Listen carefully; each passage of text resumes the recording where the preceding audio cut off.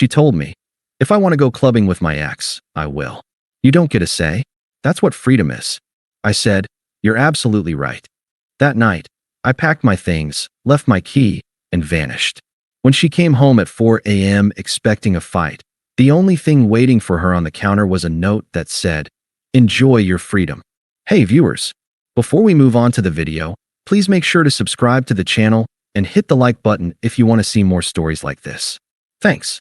The garlic sizzled as it hit the olive oil, releasing a scent that instantly made the apartment feel like a home. Our home. I stirred the pan, the sun-dried tomatoes softening next to it. It was Qley's favorite, the pasta arrabbiata from that little Italian place we'd found on our third date. I'd spent an hour getting the sauce just right, a little extra chili flake for kick, the way she loved it. A bottle of Sauvignon Blanc, her preferred brand, sweated in a chiller on the counter.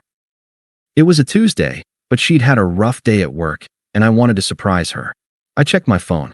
7:15 p.m. She was late, but that wasn't unusual. Traffic was a nightmare, or maybe her boss had dumped one last task on her desk. I hummed, setting the table for two, placing the napkins just so. I was looking forward to this. To us. The key scratched in the lock at 7:30. I turned from the stove, a smile ready on my face. Hey, you're late. I made dinner. The woman who walked in wasn't the tired, grateful girlfriend I'd pictured. This version of Qley was a thunderclap of energy. Her hair was freshly curled, falling in perfect waves. She wore a tight, black cocktail dress I'd never seen before, and her heels were already on, making her tower in the doorway. The scent of her expensive perfume hit me before her words did, drowning out the garlic. She barely glanced at me, her focus locked on her phone, thumbs flying across the screen. Oh, yeah, don't wait up. I'm going out. The smile froze on my face. Out? Where? We were supposed to have a quiet night. I made the arrabbiata. She finally looked up, but her eyes were distant, already somewhere else. Mark's in town. Some of the old crew are meeting up at Nexus. The name landed in my gut like a block of ice. Mark. Her ex. The human embodiment of a red sports car. Flashy, loud, and fundamentally unreliable. He had a trust fund and a smirk that suggested he found the whole world mildly amusing, especially people who had to work for a living. My world. Qley had a history with him that she'd always been vague about, a history that had left her a wreck when he'd finally ghosted her. A history I'd helped her pick up the pieces from. Mark, I said, my voice carefully neutral. I wiped my hands on a dish towel. Qley, going clubbing with your ex, that makes me uncomfortable. You know how he is. The way he looks at you. She let out a short, exasperated sigh, the one she reserved for when I was being particularly tedious. God, Alex, don't be so insecure. It's pathetic. A hot flush crept up my neck, but I kept my voice low. It's not about insecurity. It's about respect. For me. For this. I gestured between us, at the table set for two, at the meal going cold on the stove. She laughed then, a sharp, brittle sound that didn't reach her eyes. Respect? Respecting what? You're right to tell me what to do. She took a step forward, planting her heels on the polished floor, her gaze challenging and cold. Listen to me clearly. I'm only going to say this once. The air in the room went still. The sizzle of the pan seemed to fade into a distant hum. If I want to go clubbing with my ex, I will. You don't get a say. That's what freedom is. The words hung in the air, absolute and unforgiving. They weren't spoken in heat. They were a declaration, a statement of principle from a sovereign state to a subject. And in that crystalline moment, something inside me broke. Not with a shatter, but with a soft, final click. The confusion, the anxiety, the desperate need to make her understand. It all evaporated. The fog lifted, and I could see everything with a terrifying, peaceful clarity. The love I felt for her didn't vanish. It was simply invalidated. Rendered obsolete by a fundamental truth she had just revealed. She did not value me. I looked at her, really looked at her. The perfect makeup, the dress bought for an occasion I wasn't part of, the utter conviction on her face that she was in the right. And I felt nothing but a vast, quiet acceptance. I nodded slowly. My face was a placid lake. You're absolutely right. My calm, my agreement, was a weapon she had no defense against. Her smug certainty faltered. A flicker of confusion crossed her features, followed by a flash of irritation. I hadn't followed the script. I was supposed to yell, to beg, to prove my insecurity. My serenity was an insult. She recovered quickly, masking her surprise with a dismissive scoff. Whatever. Don't wait up. She turned on her heel, the sound sharp and final, and walked out of our home, out of our life, without a backward glance. The door slammed shut, the vibration echoing through the silent apartment. I stood there for a full minute, just breathing. The scent of ruined pasta filled the air. I walked to the stove, turned off the burner, and placed the lid on the pan. It wasn't a gesture of anger. It was simple tidiness. The chapter was closed. There was no more us. I went to the hall closet and pulled out my large suitcase and a duffel bag. I worked with a methodical, detached efficiency. This wasn't a rage-fueled purge. It was a strategic withdrawal.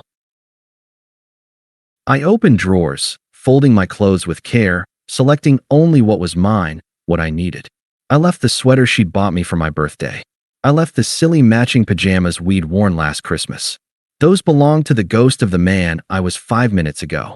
I packed my laptop, my important documents from the fireproof box, the watch my grandfather had left me. I took the book I was reading from the nightstand. I was a surgeon, neatly excising myself from a terminal host. When the bags were full, I went to the small desk in the corner and took a single sheet of printer paper. I uncapped a pen. I didn't hesitate. I wrote 3 words in my clean, clear handwriting. Not a goodbye, not an accusation. A simple, factual statement that reflected her own philosophy back at her. Enjoy your freedom. I walked back to the kitchen counter. I placed the note upright, leaning it against the stem of the wine glass I had chilled for her. Then, I reached into my pocket and pulled out my keychain. With numb fingers, I worked the key to this apartment, her apartment now, off the ring. It made a soft, metallic clink as I set it down on the counter next to the note. I took one last look around. The set table, the cooling pan on the stove, the closed door of the bedroom we'd shared. There was no sadness, only the profound, weightless sensation of a burden being lifted from my shoulders. I picked up my bags, opened the door, and stepped out into the hallway. I closed it softly behind me, not a slam, just a click of finality. I didn't look back. The ghost was already gone. The first thing I did was drive to a 24-hour hotel on the other side of the city. It was a chain, clean and anonymous. The clerk didn't look up from his phone as he handed me the keycard. The room smelled of sterile air and bleach. I dropped my bags by the door, didn't even bother to unpack. I sat on the edge of the bed, the stiff floral bedspread scratchy under my hands, and waited for the feeling to hit me. I waited for the crushing grief, the rage, the seismic tremor of a 2-year life being demolished. It didn't come. Instead, a profound, deafening silence filled the space where all the noise used to be. The noise of her expectations, the constant, low-grade anxiety of not being enough, the background hum of negotiating for basic respect. It was gone, and in its place was peace. It was so quiet I could hear my own heart beating, steady and sure. I lay back on the bed, still in my clothes, and slept for 12 hours straight. It was the most restful sleep I'd had in a year. The next morning, I systematically cut the tethers. I blocked her number. I blocked her on every social media app. It wasn't an act of anger. It was digital hygiene, like deleting a malicious file. I called my boss, told him I had a family emergency and needed to work remotely for the rest of the week. He was understanding. I didn't feel like I was lying. This was an emergency. The emergency was saving myself. The days bled into a week. I found a realtor and leased a small, bright 1-bedroom apartment with a view of a quiet courtyard. It had no history, no ghosts. I bought a new bed, new sheets. I set up my desk by the window. The silence there wasn't empty. It was fertile. I started going to the gym at 6 a.m., the brutal burn of iron and sweat scouring the last remnants of her from my system. I reread my favorite sci-fi novels. I cooked simple meals for one and didn't set the table. I was rediscovering the contours of my own life, and I found I liked the shape of it. I was at a coffee shop, typing away on my laptop, when my phone buzzed with an unknown number. A cold knot formed in my stomach. I let it go to voicemail. A few minutes later, the notification popped up. Curiosity, that old poison, got the better of me. I put in my headphones and listened. Her voice was sharp, tinged with irritation, as if I were a child who had misplaced her car keys. Alex? What the hell? Where are you? I come home, and all your stuff is, just call me. This isn't funny. I deleted the voicemail. The knot loosened. She wasn't hurt or remorseful. She was inconvenienced. 3 days later, a text from a different number lit up my screen. Unknown number. Okay, I get it. You're making a point. You can come back now. We can talk about this like adults. I stared at the message. Come back now. As if she was summoning a dog that had strayed too far. There was no I'm sorry. No, I was a monster. Just a royal decree that my protest was noted and could now cease. I didn't reply.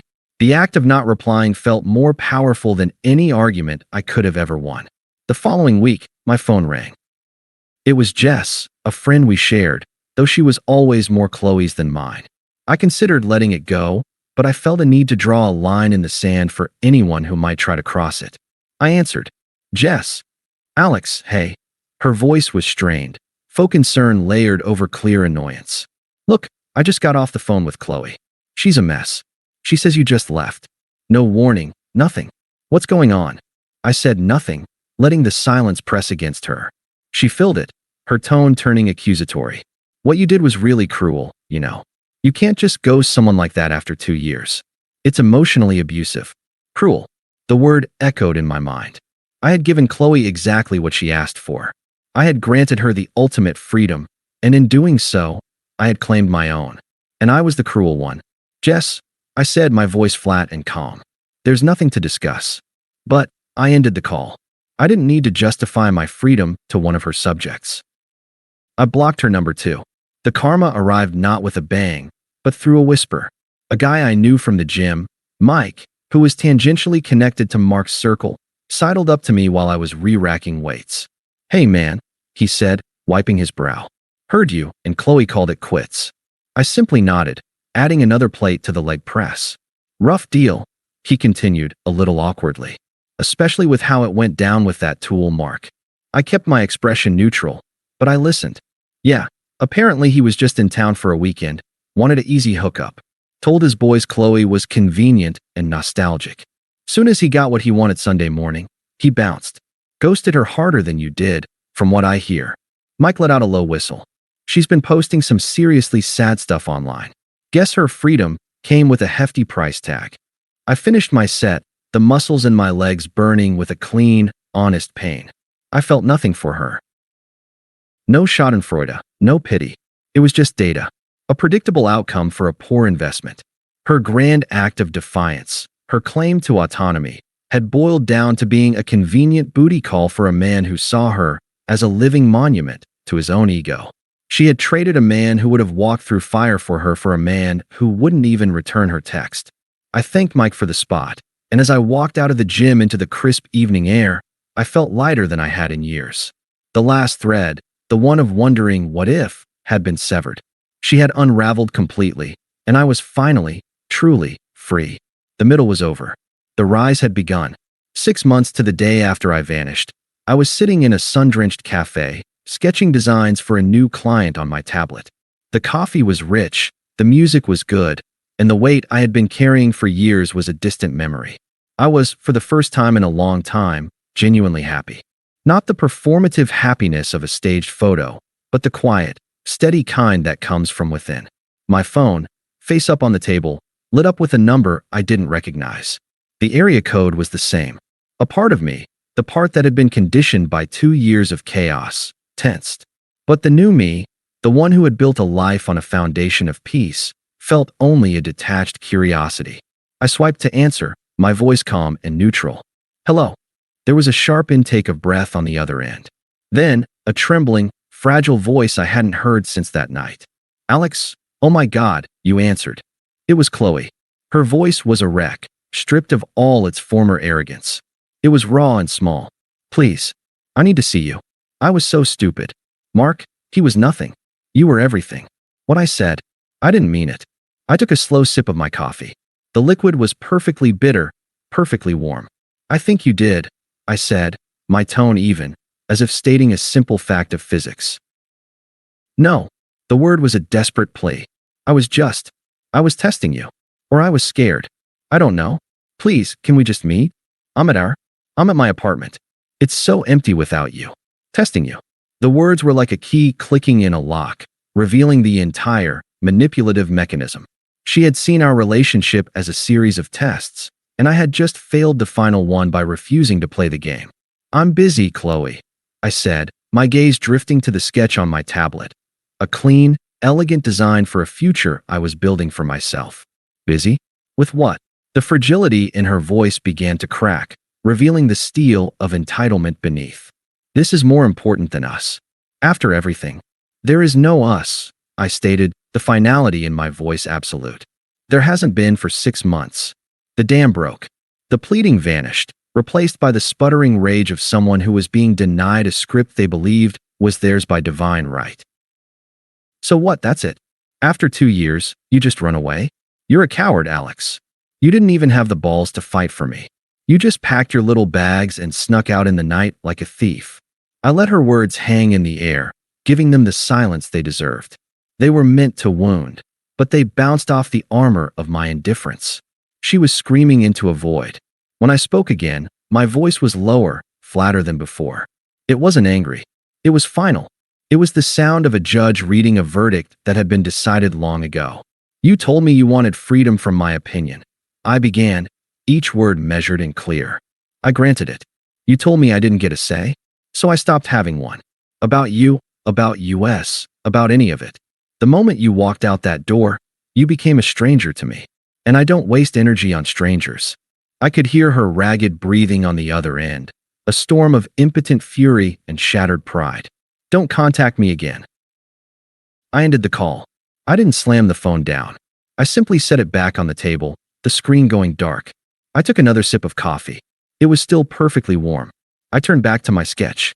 The world had not shifted on its axis. It had remained perfectly, blessedly steady. A week later, I was meeting Sarah for coffee. Sarah, who I'd met at a gallery opening a month prior. Sarah, who was sharp, kind, and whose eyes held a quiet confidence that had never needed to belittle anyone else. We were at the same cafe, laughing about a terrible movie we'd both seen, when the bell on the door chimed. Qley walked in. She looked diminished. The vibrant, clubbing dress was replaced with faded jeans and a sweatshirt. Her hair was pulled back in a messy ponytail. There were shadows under her eyes that makeup couldn't hide. She was alone. Her gaze swept the room and landed on me. For a split second, hope, raw and desperate, flared in her eyes. Then she saw Sarah. She saw the easy way we were leaning towards each other. She saw the genuine, unforced smile on my face, a smile she hadn't seen in years. She saw the way Sarah listened, her head tilted, her laughter soft and real. Our eyes met across the room. I held her gaze for less than a second. There was no recognition in mine, no anger, no smug victory. It was the same look I'd give a barista I'd never seen before, or someone who'd held the door open. A blank, polite, non-recognition. She was a background character in my life, an extra who had wandered onto the wrong set. I turned back to Sarah, seamlessly picking up our conversation where it had left off. So, as I was saying, the cinematography was the only good part. From the periphery of my vision, I saw Qley's face collapse. The hope shattered, replaced by a dawning, horrifying understanding. She wasn't the villain in my story anymore. She wasn't the one who got away. She was a footnote, an irrelevant detail from a previous chapter. I was so completely, utterly moved on that her presence was nothing more than a minor spatial anomaly. She stood there, frozen for a moment, the weight of her own irrelevance pressing down on her. Then, she turned and hurried back out the door, the bell chiming softly behind her. I didn't watch her go. I was already looking forward, my focus entirely on the woman in front of me, on the design on my tablet, on the life I had built, a life where the only freedom that mattered was my own. Thanks for watching. Make sure to subscribe to the channel and hit the like button. What do you think about this story? Share it in the comments.